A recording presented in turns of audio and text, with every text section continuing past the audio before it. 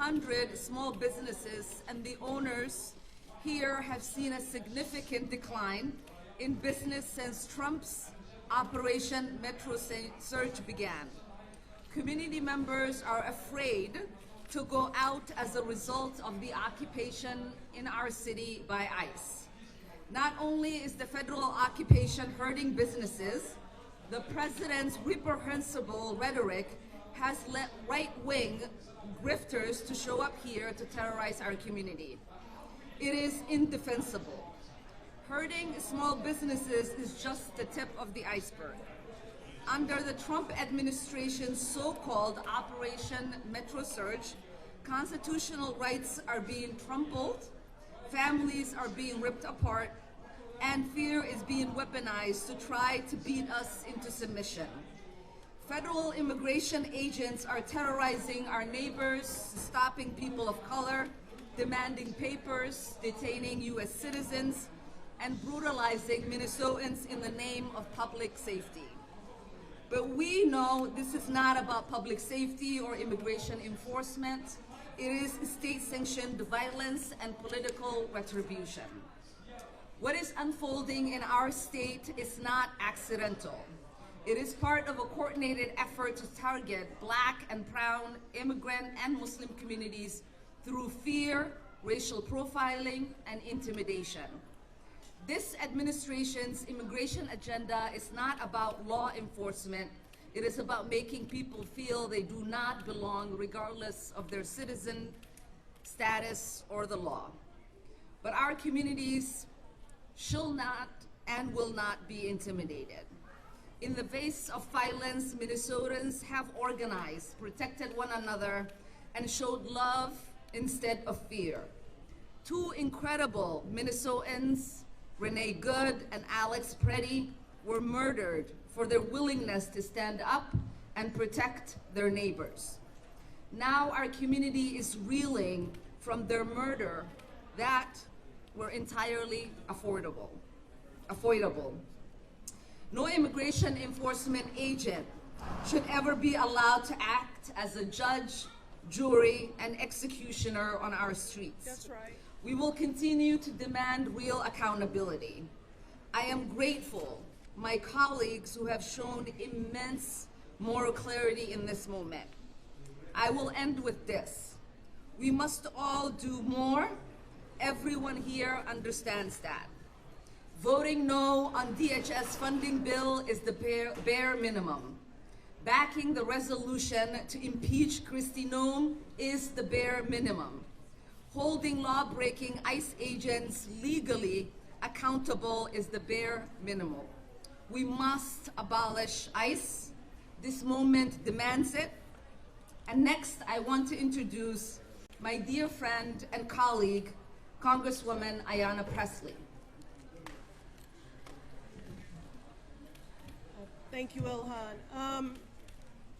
Earlier today, we visited the sacred space where Alex Preddy was executed in broad daylight. An unarmed citizen whose last words were, "Don't hurt her." One of the many tributes that was at that memorial invoked a scripture that I love as a woman of faith, and it's Isaiah chapter 1, verse 17. Do right, seek justice, defend the oppressed. And that is what brings me here today. Do right, seek justice, defend the oppressed. I'm here as a sister in solidarity with Congresswoman Omar. I'm so grateful for her courageous and steadfast leadership. I'm here in solidarity with Movement family, who I have been here many times shoulder to shoulder doing justice work alongside. I am here to bear witness. I'm here to listen, and I'm here to help people process their grief and their trauma. You know, we all understand that elections have consequences. But for the life of me, what I cannot understand is that when someone has a House, a Senate majority, has the White House, and accomplices in the Supreme Court, why, when you have all of that power, you would use it to enact harm on every person who calls this country home. We have an occupant in the Oval Office who traffics in hate, is hell-bent on inflicting hurt and harm and trauma on everyone who calls this country home, with a laser focus on our most vulnerable. He is governed with malice and used ICE agents to terrorize our cities, rip families apart, operating with impunity. Rogue masked agents who violate people's rights in the name of so-called law and order. Yet they detain, deport, and kill our neighbors in cold blood without due process. To be clear, none of it has kept anyone safe because it has nothing to do with public safety. Not in Minnesota, not in Massachusetts. It has everything to do with power, with control, with intimidation and oppression. Earlier today, I met immigrants who make this country great, who make this state great, who fled authoritarian regimes in Colombia, Venezuela, Syria, and Nicaragua. They came here for a better life and to make positive contributions, which they do. And they are so traumatized to be seeing in real time the very authoritarian, fascist, and cruel actions that they fled showing up here in Minnesota and in this country. All this has done is traumatize children, delay cancer patients' chemotherapy, devastate small businesses, and leave beloved community members like Renee Good and Alex Preddy dead on our streets. The last time I was here at Carmel Mall, we broke bread together amongst bustling shoppers. It was vibrant, and we laughed over sambusas and drank Somali tea together. Today, it is quiet. Oh. Today, it is quiet. It is quiet because of fear. When we were at Midtown Global Market earlier today, what is it, Lakeside? Mm-hmm. We learned that Lakeside, Lake Street, home to some 2,000 businesses, majority of which are owned by immigrants, that they are losing $30 million a month. Those are the sort of contributions that immigrants have been making to this economy.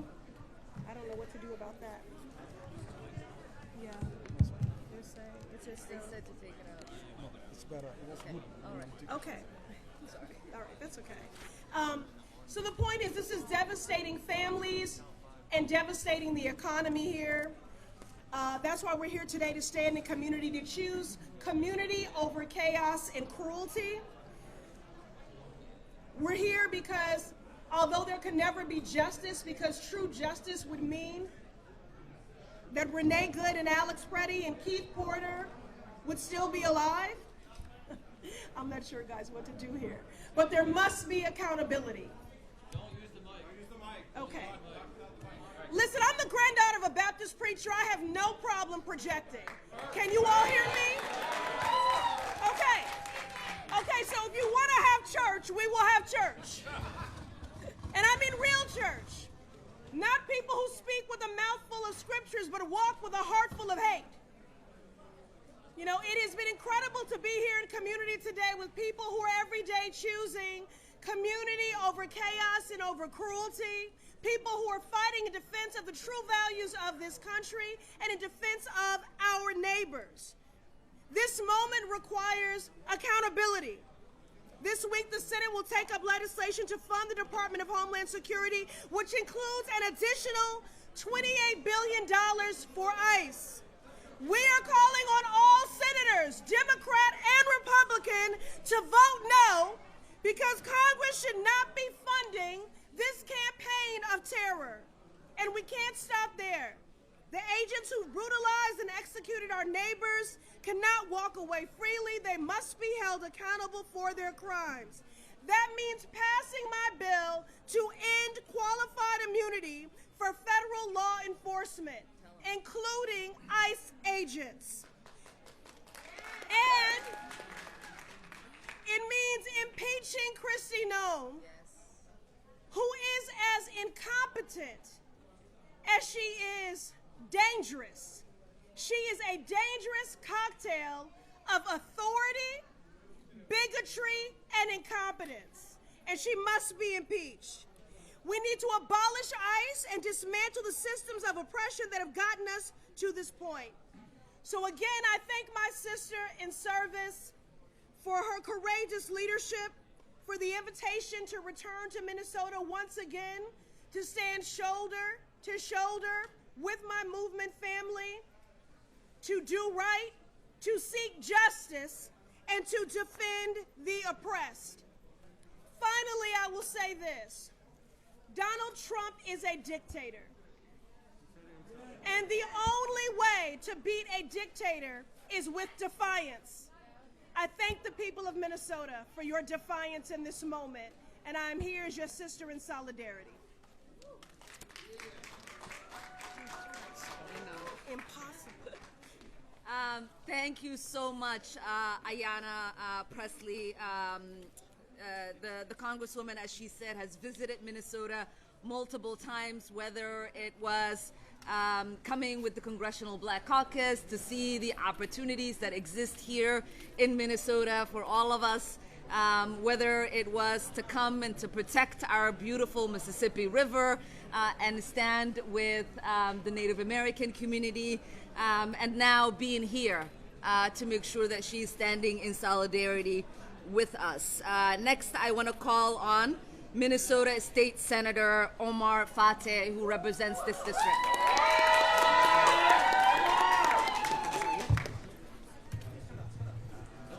Don't use it? Don't use it? Okay. Testing, is this good? They said no. I said no. Nothing, not even. The mic should pick you up. Testing, testing. It's in and out. No. I tried. Thank you, members of the public, members of Congress, Congresswoman Ilhan Omar and Congresswoman Pressley, and local leaders for joining us here today. As an elected of this local neighborhood in the Senate, I think we all know what's happening here is harmful and unacceptable. We can all see and call out the brutality that ICE agents, when we see it on the streets and on camera. But here's what's also brutal. Closed shops and quiet hallways here in the Carmel Mall. That means small business owners and workers losing out, missing the money that keeps them in business and their bills paid here and in their homes. One of the freedoms Americans value is the freedom of fear, freedom from fear. And it is the fear of harassment, unlawful arrest, and abuse that's keeping Minnesotans in their homes right now. We need ICE, Border Patrol, and unwelcome federal agents to leave our state and to go back to where they belong. And that's testifying in front of Congress about what they've done here and who sent them. And they should be charged for their abuse of power. Yes. District 62 has been a lot, and that's the district that I represent.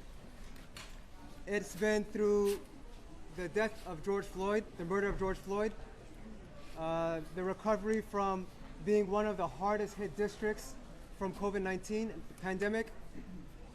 It's the district in which both Renee Good and Alex Priddy has been murdered at the hands of federal ICE agents. In response to that, we've seen that our neighbors have stood up. Our neighborhoods have formed response groups. They've taken to the streets to peacefully observe and to fight back peacefully. And what we've seen time and time again is that we have the full force of the federal government putting its weight on our state and on our city. $170+ billion in this operation in a time in which they've been gutting healthcare, in a time in which they're saying there's no money to support our folks struggling with housing or our small businesses, but they have the money to arrest and detain not only our immigrants, but U.S. citizens unlawfully. And so we've seen these racist tactics from our federal government in the past. I'm the son of immigrants from Somalia. My father immigrated here before I was born in 1963 to Montana. He immigrated here the same year as the racist statement from George Wallace, in which he said, segregation now, segregation tomorrow, segregation forever. And now we're seeing that same racist tactics, it seems like, coming full circle from our federal government. But we are stronger than that. And instead of our federal government wanting to make an example out of Minnesota, instead we have set an example for the nation. We've set the example of how to fight back and how to push back. And so right now, what we're calling for our congressional members and our leaders to do is that, number one, do not fund the DHS bill, to impeach Kristi Noem, to abolish ICE, and for our governor to enact a moratorium on evictions. And so with that, I want to thank you all, and I'll pass it off to my sister, Representative Aisha Gomez.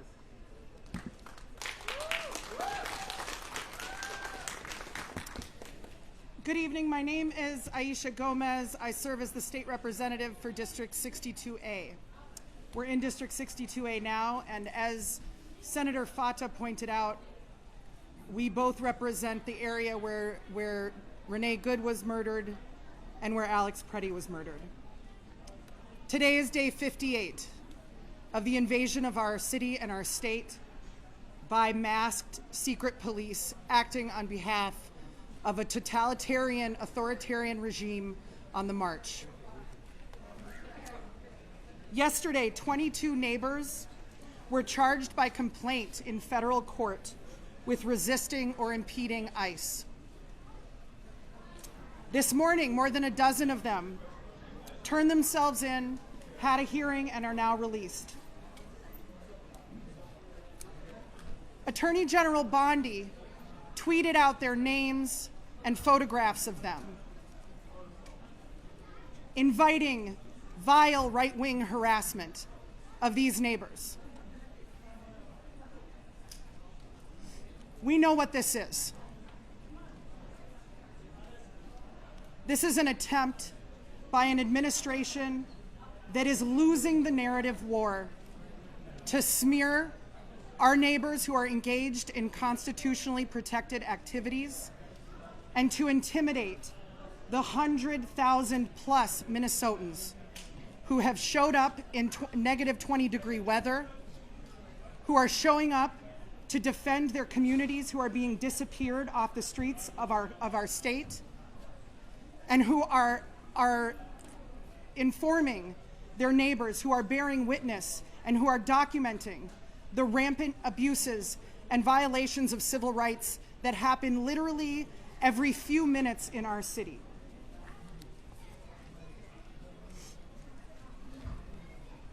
But they don't know Minnesotans. For the last 58 days, our communities have lived under siege. And for people who don't live here, I think it's sort of an abstraction. But parents walking their kids to school see people kidnapped off the streets. Families are sheltering in place and not going to work, not opening their businesses, not going shopping, not going to medical appointments.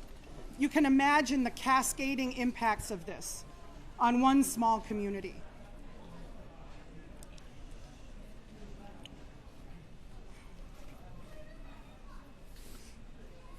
Minnesotans will not be intimidated.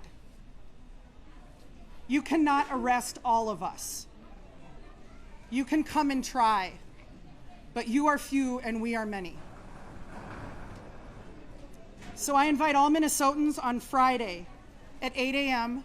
to join community leaders, clergy, and those of us standing up to this incursion at the Whipple Federal Building to say to President Trump and Attorney General Bondi, if you want to take these 22, you have to come and take the other tens of thousands of us who are mobilized in this moment.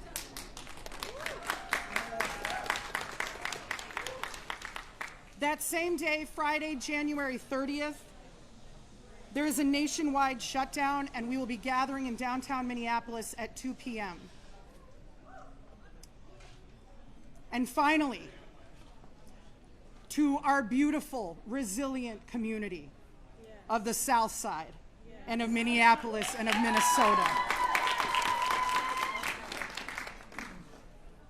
We all work for you, and I can speak for all of us and say that we have never been so proud to be Southsiders in our whole lives.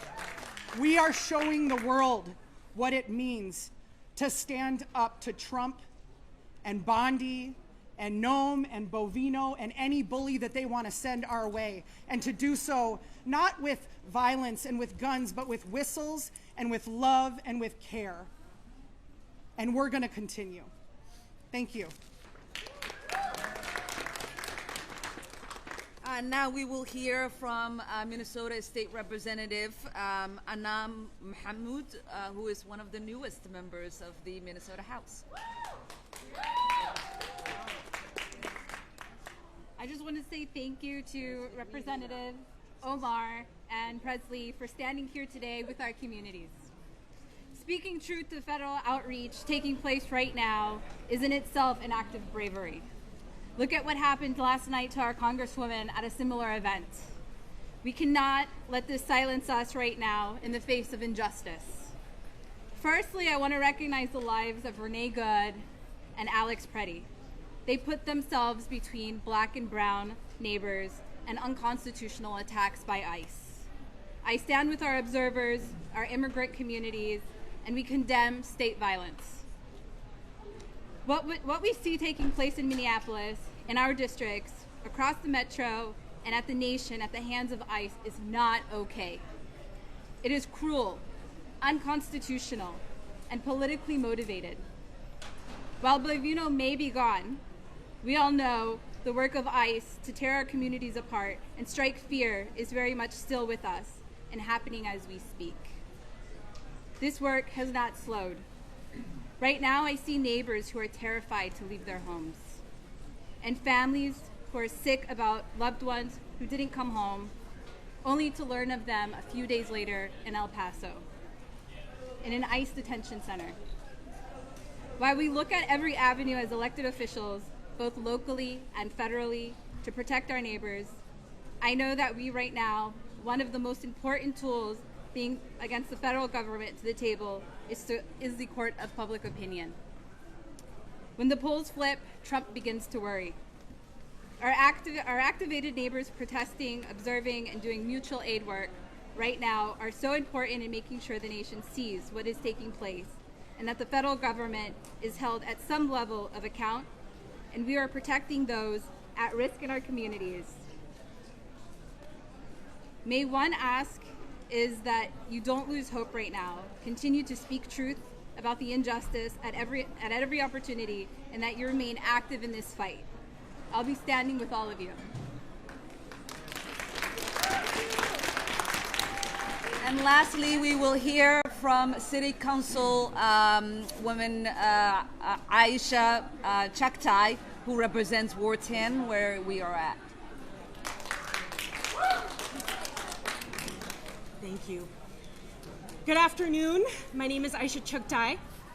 I live in the Whittier neighborhood. I'm a Southsider, just 5 blocks away from the site where Alex Preddy was executed in broad daylight on Saturday morning. I want to tell you a little bit about this neighborhood. Whittier, we affectionately call the international neighborhood. This is home to one of the youngest communities in our state. The largest census tract of children under the age of 18 live in this neighborhood. We are home to a 90% renter community where a large number of families are cost burdened. We are home here in Carmel Mall, which is the largest cultural mall in the state, where 100 plus businesses serve our community every day.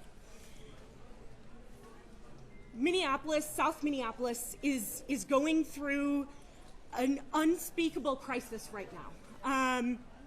And as we are seeing masked agents of chaos, murderers and child kidnappers come into our community and occupy us and steal and abduct our beloved neighbors, hundreds and hundreds of you are stepping up, and you are getting your whistles and you're getting trained, and you're showing up every day to make sure that not one more family gets taken from us. Not one more family gets stolen from us. In this moment, thousands of families in the Twin Cities and across our state are sheltering at home because the choice in front of them is whether they're going to lose their life or they're going to lose their home come Sunday, February 1st. There are two things every single person can do right now. First, you can organize. If you don't live in Minneapolis, if you are not under occupation right now, people like Tom Homan and Kristi Noem are not going to stop here. They may be coming to your city next. You need to get organized. Get to know your neighbors. Figure out how you are going to keep families together. This is the most important task in front of us right now. The second thing every person can do is join Southsiders in calling our governor, Tim Walz, former vice presidential candidate, to enact an eviction moratorium right now to help keep families together, help keep families in their homes. I'm really grateful to Congresswoman Omar and Congresswoman Pressley for their work in Washington to rein in this out-of-control, murderous regime. And I want to thank all of you for being here today. Thank you. Thank you, Aisha. With that, we will take a few questions. Congresswoman, Hey, whoa. what is your message? We'll call on Tom. Congresswoman Omar, any concern about doing events like this? Any fear after what happened to you last night at the town hall meeting? Well, I think my presence here should tell you that the fear and intimidation doesn't work on me.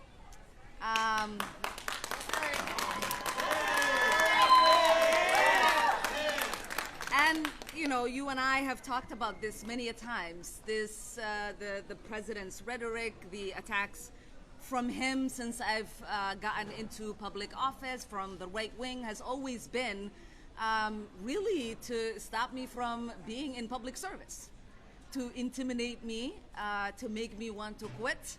And my only message is it hasn't worked thus far, and it's not going to work in the future. Congresswoman.